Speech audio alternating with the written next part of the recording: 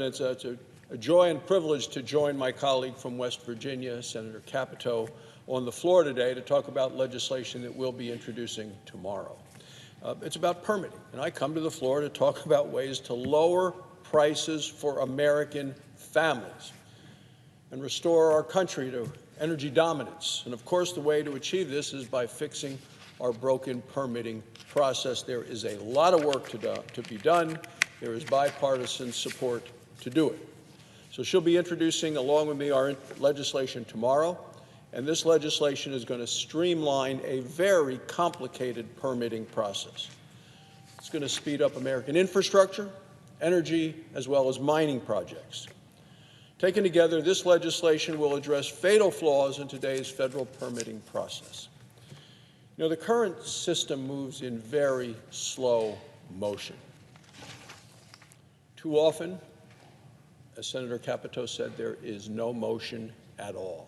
Things are stopped in their tracks. Today's process forces project developers to endure a maze of regulations, mountains of paperwork, expensive studies, and bureaucratic foot-dragging. It takes an average of 4.5 years now just to complete an environmental impact statement for one single project. In some cases, it can take a decade or more to get final approval for a project. And even if a project makes it through, the regulatory roadblocks to get a permit will inevitably be challenged in court.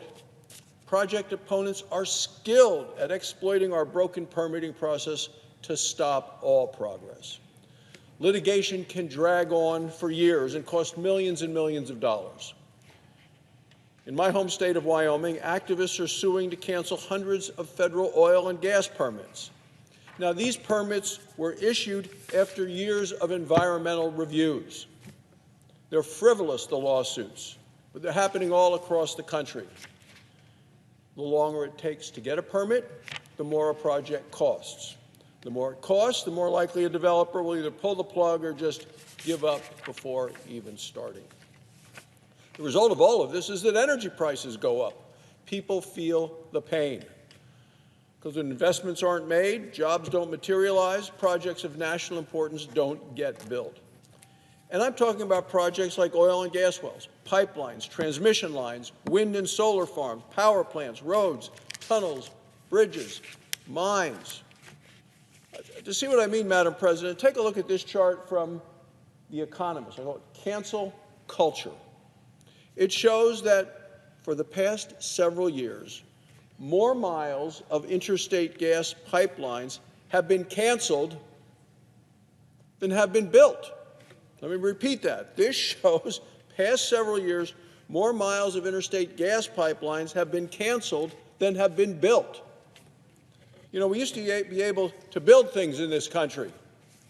Not anymore. It's not that we don't know how, it's that we're not being allowed. It shouldn't take longer to permit a project than to actually build it. In too many instances, it does. The American people inevitably lose when that happens. The permitting process must change so we can lower costs for families and unleash American energy.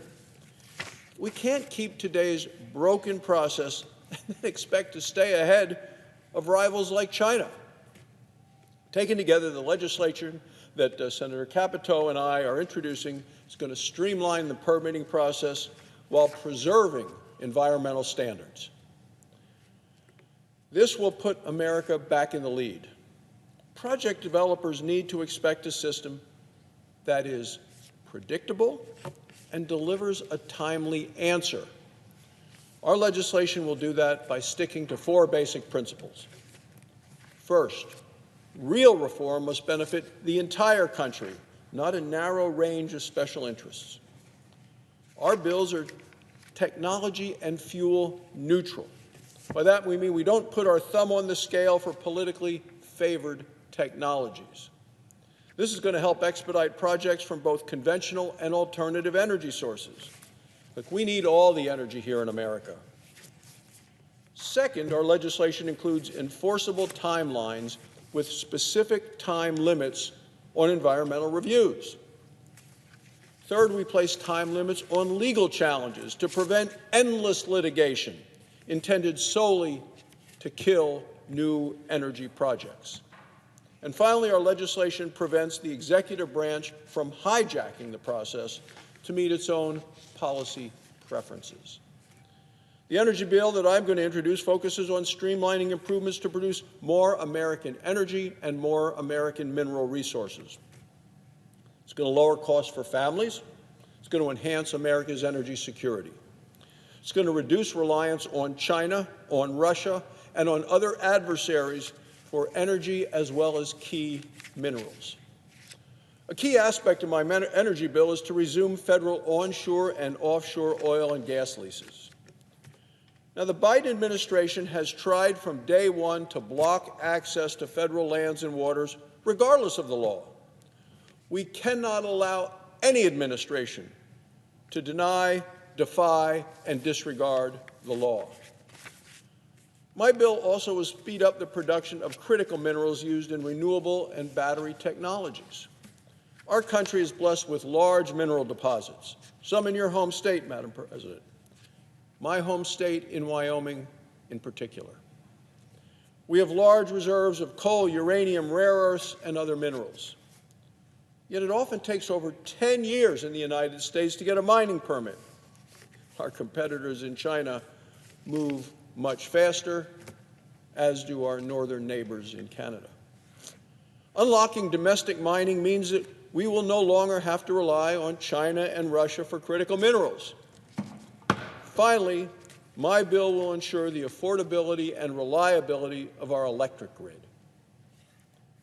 We will have American energy that is affordable, that is reliable, and that is available. Now, the House recently passed the Lower Energy Costs Act. The Senate now has an opportunity to pass our own legislation. We can pass bipartisan legislation that unleashes American energy, boosts our international competitiveness, creates jobs, and lowers prices. This starts with today, fixing today's broken permitting process. Now, Democrats said last year that this reform is necessary. Senator Capito and I are bringing solutions to the table. Democrats are serious about fixing the broken process. Meaningful reform is possible.